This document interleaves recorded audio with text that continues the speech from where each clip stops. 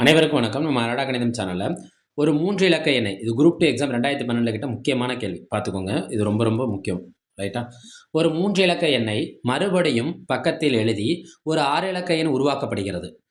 எந்த ஒரு 3 இலக்க எண்ணை எடுத்துக்கிட்டாலும் பக்கத்தில் அதே 3 இலக்க எண்ணை எழுதி 3 3 எத்தனை இலக்கம் ஆயிருமா? 6 இலக்கம் ஆயிருமா? இந்த அமைப்பில் உருவாக்கப்படும் எண்கள் எப்போதும் எந்த எண்ணால் வகுப்படும்? இது ரொம்ப ரொம்ப முக்கியமானது, தெரிஞ்சு வச்சுக்கோங்க. ரைட். ஃபர்ஸ்ட் நம்ம கொடுத்துருக்க நம்பரே எடுத்துக்கோங்க. 341 341. அதாவது ஒரு 3 இலக்க எண்ணை வச்சு மறுபடியும் அதே 3 இலக்க எண்ணை கொண்டு வந்தோம்னா, இது எத்தனை இலக்கமா மாறிருமா? 6 இலக்கம் எண்ணா மாறிருமா? இந்த திரும்ப உருவாக்குனீங்கல்ல 3 இலக்க எண், அத ஃபுல்லா 0 ஆக்கிருங்க. ரைட்டா? இப்ப இது 0 ஆக்கணும்னா அத பிரிக்கணும்னு அர்த்தம். அப்ப அது யாரோட கூடுதலாயிரும்? 341ஓட கூடுதலாகும். இங்க இருக்க நம்பரே தான் இங்க இருக்கு. நான் என்ன செய்றேன்னா, இதுல இருக்க 341 காமனா வெளியில எடுத்துர்றேன். அப்ப இது என்ன ஆயிரும்?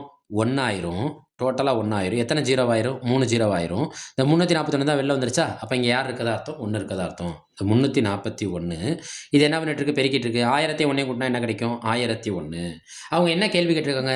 இந்த அமைப்பில் உருவாக்கப்படும் எண்கள் எப்பொழுதும் எந்த எண்ணால் வகுப்படும்? இங்க எந்த எண் பெருக்கிட்டு இருக்கு? 1001. அப்ப இந்த அமைப்பில் உருவாக்கப்படும் எண்கள் 1001ஆல் மட்டுமே வகுப்படும். ரைட்டா? சரி, உங்களுக்கு இன்னொரு சந்தேகம் வரலாம். இப்போ வேற நம்பர் எடுத்துக்குவோம். 6 5 6 திரும்ப 6 5 6. நான் என்ன செய்யணும்? 6 5 6ல் இந்த கடைசி 3 நம்பருக்கு என்ன போட்டுக்கணும்? 0 போட்டுக்கணும். ப்ளஸ் 6 5 6.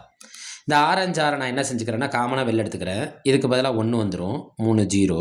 இங்கே என்ன வந்துடும்? 1. 656. 1001 கூட்டினா என்ன கிடைக்கும்? 1001. திரும்ப இது யாரால் தான் வகுப்படும்? 1001ஆல் மட்டுமே வகுப்படும்.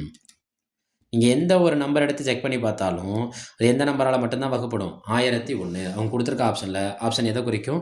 ஆப்ஷன் சியை குறிக்கும். இவ்வளோதான் விடை. நம்ம அரடா கணிதம் சேனலை சப்ஸ்கிரைப் பண்ணி சப்போர்ட் பண்ணுங்கள். ஃப்ரெண்ட்ஸ் அண்ட் ஃபேமிலிக்கு ஷேர் பண்ணுங்கள். அரடா கணிதம் சேனலை உங்களோட போட்டித் தேர்வில் வெற்றி பெறுவதற்கு பயன்படுத்திக்கோங்க. கமெண்ட் பண்ணுங்கள், ஷேர் பண்ணுங்கள். நன்றி.